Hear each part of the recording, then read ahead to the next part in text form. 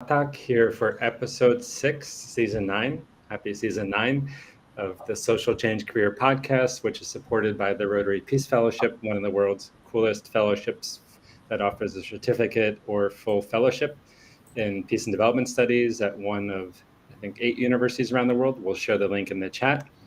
Aditi has had a long and high impact career in education, innovation, sustainability. She's based in India and has worked on youth empowerment, a lot on sustainability, which is one of the world's greatest global challenges.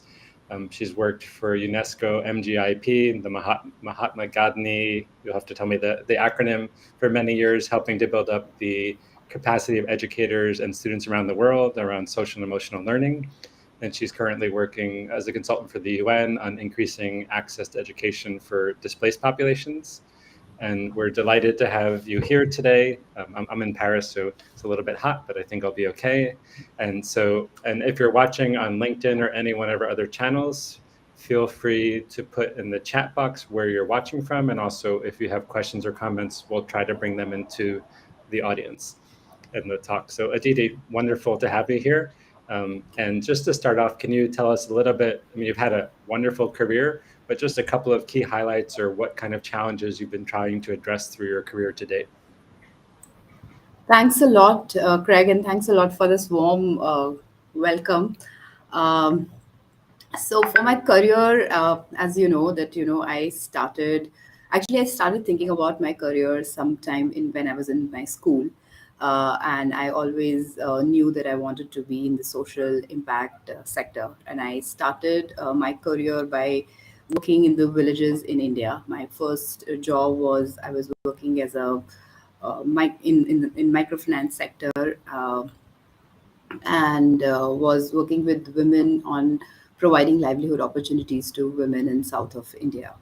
And there, while I was working on these issues of microfinance and livelihood generation, I realized that education can be a game changer for people, and it can not only help them achieve economic opportunities, but also open doors for living with dignity and respect. And I also come from a family which has done a lot of work in education in India. So I was naturally inclined towards working in education sector. In 2009, I started working on education for sustainable development with a think tank, which was a national level tank uh, called TERI, the Energy and Resources Institute. So working from the villages and local communities, urban communities, then I moved to a more national role, working on sort of national education programs with TERI on non-formal and informal education. There, I sort of was introduced to the whole idea of sustainability of climate change education, and since 2009, recently I've been working on that. And after working with Terry for a couple of years, though, I got a very deep insight into how the education system in the country functions. What are some of the challenges? What are the needs of the teachers and students? I got an opportunity to work with UNESCO at more global level. MGIP, as you said, it's Mahatma Gandhi Institute of Education for Peace and Sustainable Development. I worked with them for almost 8.5 years, and it was a fairly global role. Though I was based out of India, but I was managing program across the globe from Afghanistan to Norway to United States. And there, I got an insight on global education challenges. Again, and what I realized is that teachers all across the globe have similar challenges and needs. There I also started working a lot on digital learning, and I also, part of my role was to work as an instructional designer to design online courses and help teachers and students take those courses. And now recently I have moved to UNHCR at a more international global role, where it's a very new position that I've joined, and will be supporting a lot of my focus will be supporting communities and schools in Africa. So from working in the villages in India to now working at a global level, that has been my career path and my career journey in a nutshell. Wonderful. Thank you so much. And we have people literally from all over the world. Hi, Marcel from South Africa, Sylvia from Kenya, Shelley from France. You're sharing in the heat. Dennis from Tokyo. One of your colleagues, I think Anamika Akariti from Mehra, from Syed from Yeah. Pakistan. So welcome everybody. Sue from DC. It's early there. Sweden. So lots of people here. So you've worked in many different areas, but one of the greatest global challenges right now, I mean, there's lots of them, but is to ensure access to education, both because of COVID and large scale displacement. I mean, the estimates are there's like 222 million children who are outside of formal education. So what are the skills that you find most useful in trying to build and engage teachers in, let's say, populations at risk to help them get more access to education? I think that COVID has been a game changer for all of us. The way we look at education and access, that has completely changed. And as you said, 228 million students, children are now out of schools. They have no access to education. So in terms of career perspective, I see it's very, digital learning is here to stay. And then innovations in education technology are actually making access simpler. There are new products, new technologies that are emerging, which are making not only learning fun and engaging, but also helping, circumventing that access challenge.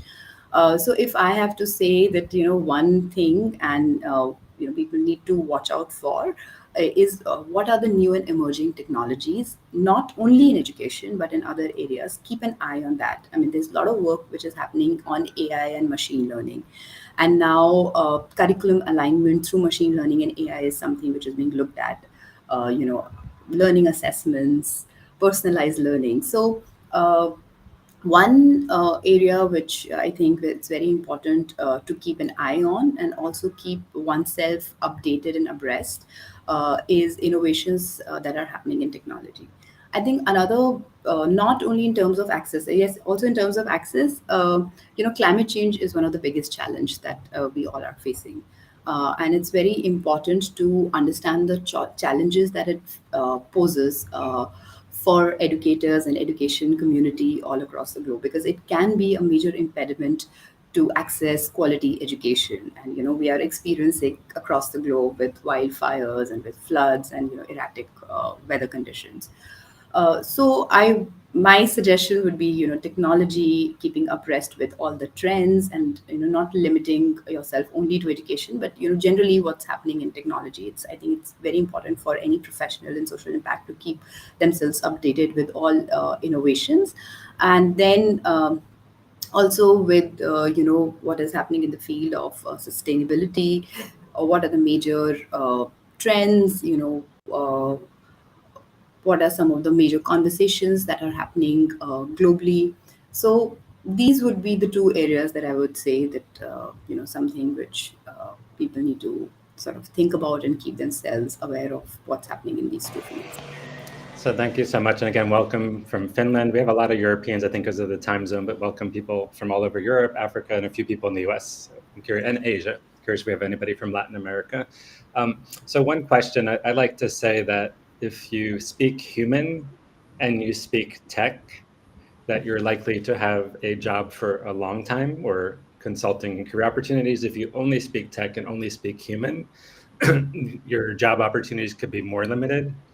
And so I mean, as far as I know, I don't think you have a background or formal training in technology. So for people who want to work in tech for social impact, whether it's education or something else, how do you suggest, like, what skills are useful to develop to be able to know enough? And how do you recommend going about developing those skills? Thanks, Craig. That's a wonderful question. And, I would talk more in a very general term that one skill which I feel is very, very important for anyone in social impact sector is to be open to learning new and important things. As you know, that I do not have a formal background in technology, but, whatever I know is because of on-the-job learning and learning opportunities that I got in the organizations that I worked with. And I very often I see that a lot of people, when okay, we come from this particular educational background and this is what we are going to do, and this is what we're going to stick to, And I see that, colleagues, friends have not been open to learning new skills or, understanding what are the trends, because social impact, and the word social here I feel is very important. We live in a society where things and people are interconnected. So, things impact us. Whatever innovation is happening in technology, it's going to impact all spheres of our lives. So it's very, very important to keep learning, to keep upgrading your skills. And a couple of years back, when I was working with UNESCO, I came from a education for sustainable development background. But, our institute was moving in a direction which was more tech oriented, and we were developing online courses. And that was something which I was very new to, but took that opportunity to learn, with the support from my colleagues, uh, by reading papers, by doing courses. I think one great thing that has happened is this learning. Anybody can learn anything now, with, so many freely available wonderful resources and courses, that we can all update our knowledge. Another thing is, how well are you? I mean, I think another very important thing, and it's again a general advice, is building your own network, by reaching out to people. I mean, lot of times when I was new to technology, what I did was I would write out to experts, read peer-reviewed publication, write to the authors, connect with them, seek their advice, or, schedule a call and talk to them and, learn from them. So those were the few things. I think, how open are you to learning, how adaptable you are, and how I mean, also in a way, if you're brave enough to take up a new challenge, because your learning curve will be very, very different if you are open to taking challenges. So I think these are few critical things that people can learn. I mean, some of my colleagues with no coding background were also learning how to code. So if you're open to learning, I think in this time and age, nothing is impossible. And, people switch careers all the time. And learning new skills, I think, is one of the most important survival skills in today's time and age. So one important, if I have to share from my own experience, from my own career, is being, always being open to learning new things and keeping oneself updated and abreast with what is happening around us. It's, even if it's not, it's out of your comfort zone. One needs to constantly challenge themselves and, explore things. I mean, I had no technology background, but now I can create online courses. I can, do trainings on technology. So if that's something somebody wants to take away from the talk, I would say just be open to learning new things. Okay. Thank you so much. So the couple of questions have come in, but just one follow-up question for both your, I mean, you also do a lot of applied research and publications, and you're doing your PhD. So, you are very engaged in applied learning. Do you have any favorite platforms? It could be UNESCO MGIP, is it Khan Academy, the humanitarian, like when you think about your learning, whether it's technology or sustainability, what do you recommend to others, your favorite places to upskill, and are they free or some cost? Just, do you have two or three favorites? So I think it depends on the topic for which you're interested in. Like if you're interested in sustainability, then UNCC Learn is something that's my go-to platform, and they have some great, amazing resources on sustainability, and on climate change. And there's so many aspects, like circular economy. Even if you're an educator, sometimes when we interact with educators and teachers doing interactions and workshops on climate change, and they would be like, why do I need to bother myself with circular economy? So I mean, there are so many resources that are available that will just help you open up your perspective on this particular topic. For technology, there are plenty of good courses on edX and Coursera. So those two platforms are my go-to places. Plus LinkedIn Learning, and even there are very good groups that are available on LinkedIn, which one can join to keep themselves updated about what is happening in edtech. So right now I can't think of the exact names of those groups, but I can share with you, and maybe you can share later with it. And another great platform, Craig, is also PCDN, because you share so much information on PCDN network, not only about the job opportunities, but also about scholarship programs, about different courses. So that's also one great platform Okay. to look at. Thank you. So a question has come in from Daniel. For some reason, he's not showing up with his username here, but he's based in Madrid and does a lot of work with B Corps. So to summarize his question is how, education is powerful, but we live in the age of information overload. So what are your insights or learnings how education, not just informing, but can lead to action, you know, whether it's on community projects or sustainability? Like what makes a difference between learning, or at least, I mean, there's informing, there's learning, and there's doing something with that. So what are your insights in how to move from informing to actually helping people move to action? Well, that's a very interesting question, and that's something that I have also often struggled with as a trainer, or when we are reaching out with our courses to educators and students.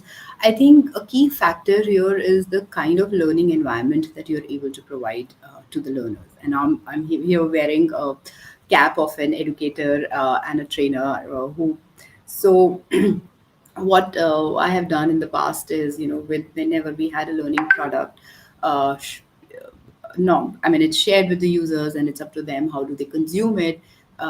But also providing a supporting learning environment, like a community of practice where there is constant engagement happening. And sometimes when you see your peers doing something, it inspires you to take action as well. And that has actually worked well in the context that I have worked in. As somebody who has rendered courses and also facilitated learning for others.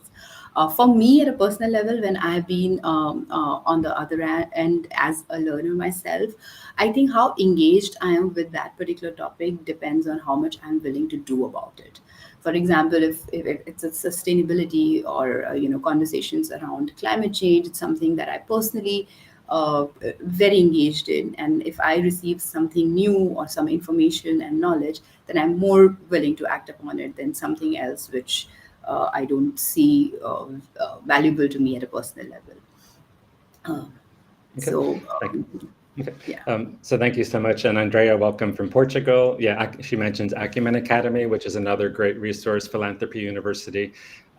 So a related question, when you think about the donor world, and you have, all this work, it takes a lot of energy, a lot of things, but it also takes resources. So when you are reporting back to a donor about the impact of education work, like what are you showing for the impact?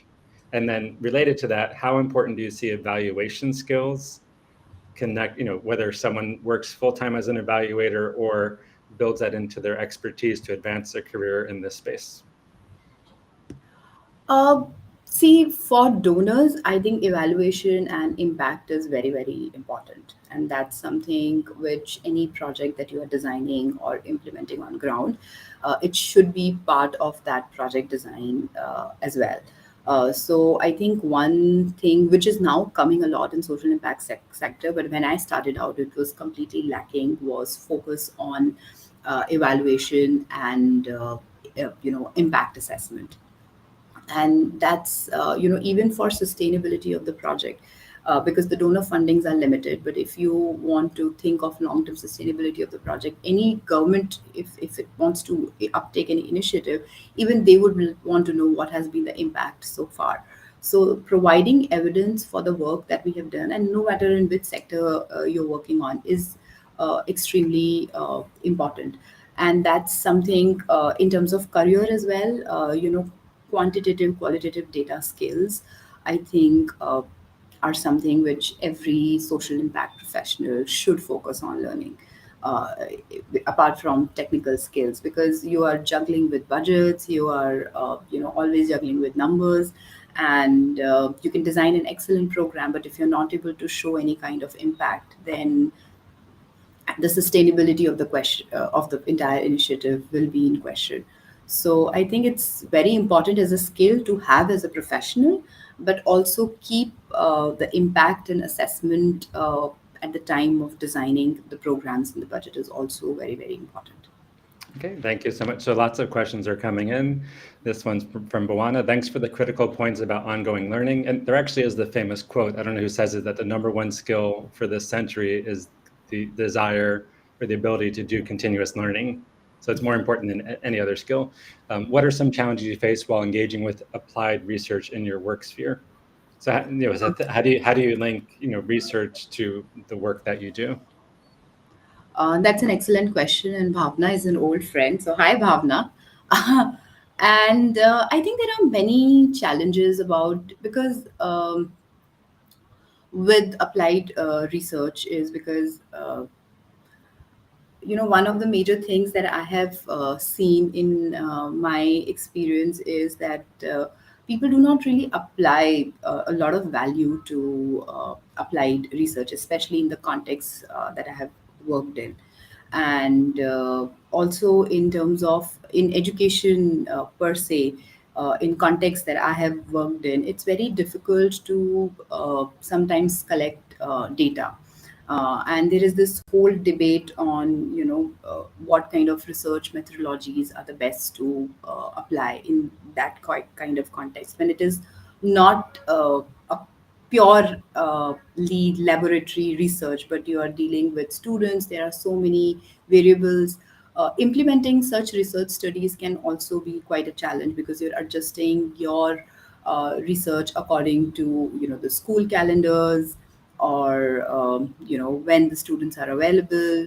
Also, Bhavna and I were part of a multi-country research study, and one of the challenges that we had was how do you ensure synchronity in terms of data collection, because it was a multi-country. Some schools were open and some schools were shut.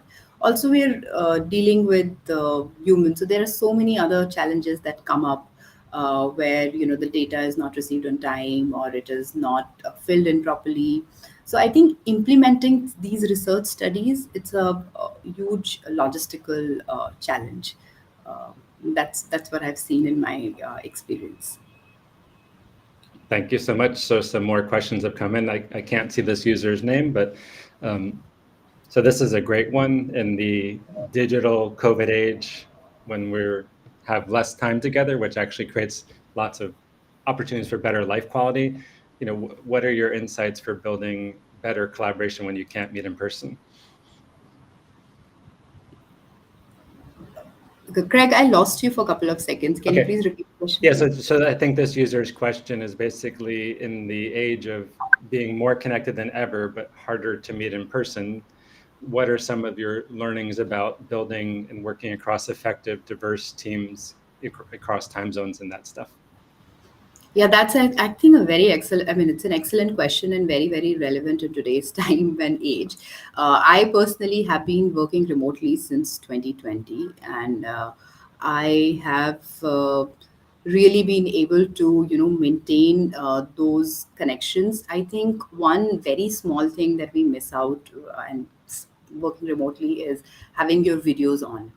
I mean, it's something which is very, very, a minimal thing, but very, very important to maintain that kind of human connection.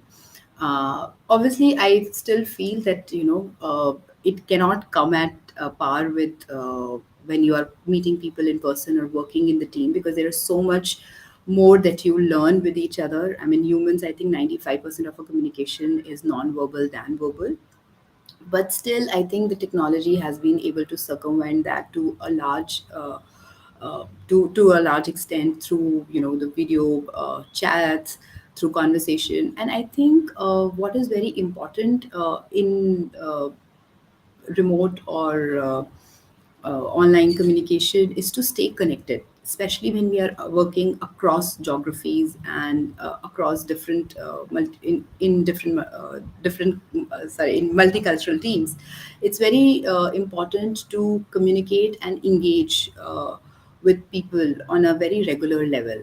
So that really helps in building connections. So as I said that I have been working remotely for 2.5 years, but we've been able to manage and deliver trainings with students, with teachers, with young people, with professionals online, and also come out with a very solid network of professionals and with people, because we provided them with a platform to stay engaged and keep that conversation going. So communication and how you communicate, it becomes very important, especially in this context. So the question someone wrote from Ron Johnson. So thank you, Ron. So we have 5 more minutes. So I'll ask a question, and please feel free to add your questions, comments, or favorite resources. And again, thank you for joining in this session. And this will later be converted to an episode of the Social Change Career Podcast. So please check it out. So one question is, the challenges are so great around education and sustainability. And so there's two questions here. Like, one, if people are exploring working in either of these sectors, how do you urge them to go about finding the right job for them, for themselves? That's one question. So how does someone basically, there's so many challenges in the world. So how does someone find their niche that actually leads to a paying job? So that's the first question. I think it starts with you. Social impact sector, I personally feel that you need to be passionate about the things or issues that you're working on. Um, if I if you are not practicing what you preach and you do not feel strongly about, um, I don't think so. You can keep the momentum going, because it can be emotionally and mentally very, very draining. So I think choosing the topics, or the kind of work that drives you personally. So if it is environment, it's a sustainability, it's climate change. Now, if that's something which drives you, you should go for those career options. So, and then explore opportunities. And as I said earlier, keep yourself updated about, understand what the UN is doing, because UN sort of drives the global agenda on any particular topic. Uh, what are some of the other organizations working on? Does it something which interests you? Is it something which you would want to do in a long run? And then decide where you want to go. I mean, in the beginning of my talk, I said that, when I was young, I knew somewhere that I wanted to be in social impact sector. I knew that I wanted to work in education. I came from a family that was heavily invested in education. Uh, and that was something which was very personal to me as well. And that determined where I wanted to be. So it has worked for me. I mean, this is what I have always followed. If a topic and issue is close to my heart, which drives me personally, I take it up at a professional level as well. So a follow-up question. I mean, you have an incredible range of experience working for global and local institutions, and now you're working at a truly global level. And as we were chatting before we started, there are lots of people, and let's say whatever term you want to use, global south, or I don't like, the terminology is challenging, but who have 10 to 20 years experience working high impact, and they're looking to move to regional or global positions. And so any insights for people around your level of experience who want to do something similar, go from their country level to either an INGO or an IGO, or just how do you make that next step?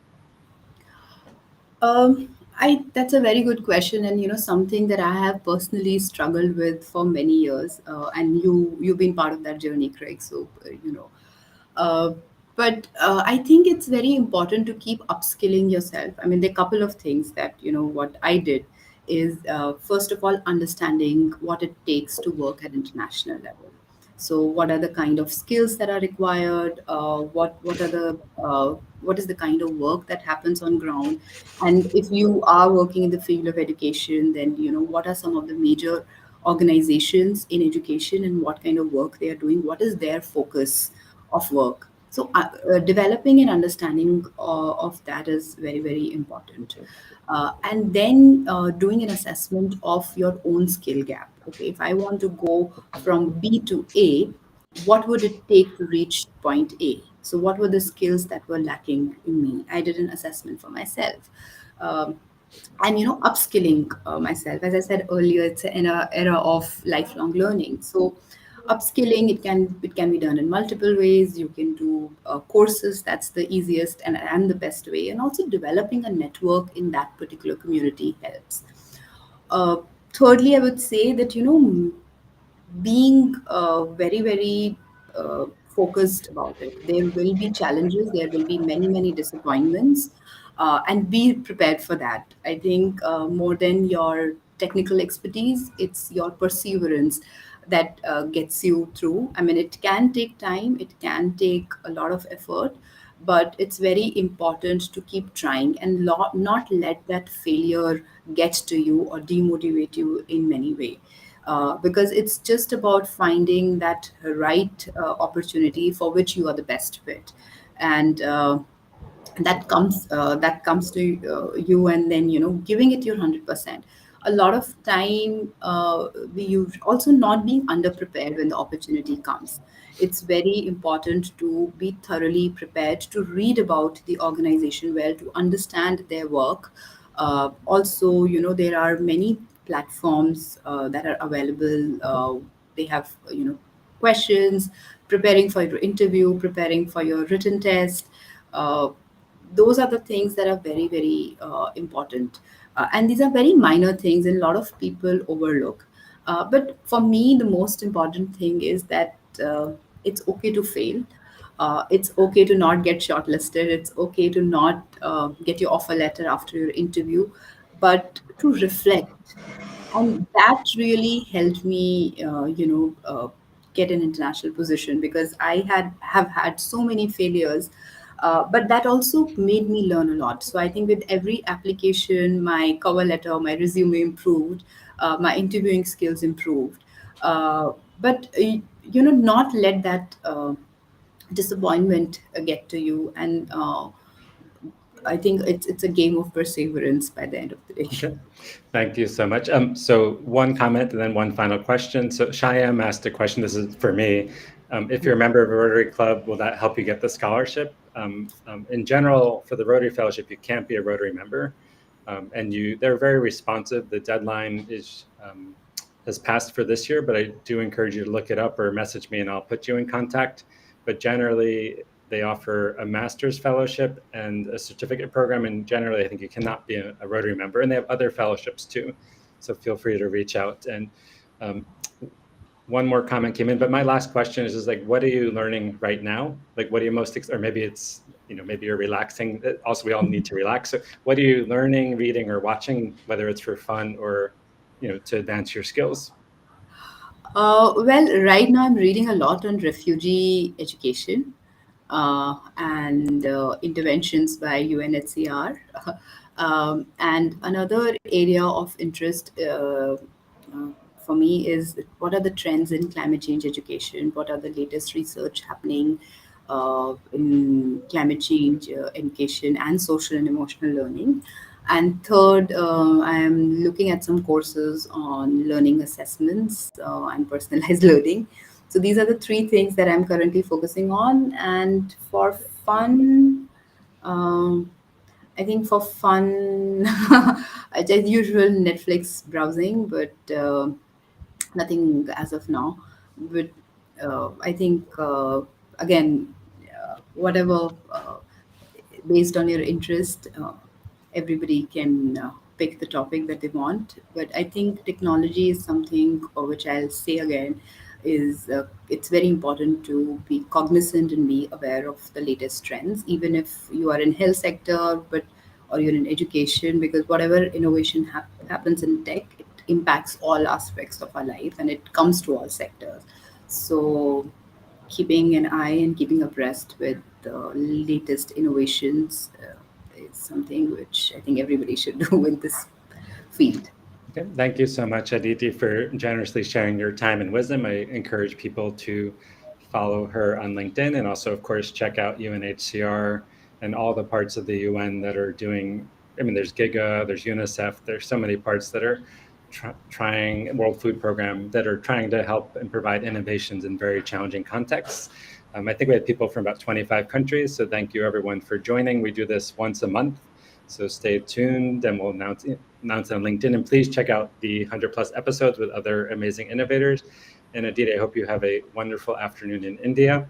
And I hope that this project you're working on, I mean, I know it will lead to real impact and change, and that, I mean, the dream is everybody should have access to health, education, clean water, sanitation. We're so far off of that. But thank you for trying to help people who, should have access to basic education, and it should be a right for everybody. So thank you so much. And any last comments you want to share? No, thanks a lot for giving this opportunity. And in case there are questions which we were not able to answer, you can reach out to me on LinkedIn, and I'll be happy to. If you want to have a conversation, just detailed on what my process was, or how uh, what were the challenges that I faced, and anything else. If you want to have a conversation, I'll be happy to connect over LinkedIn and have a chat. Okay. Thank you, everyone.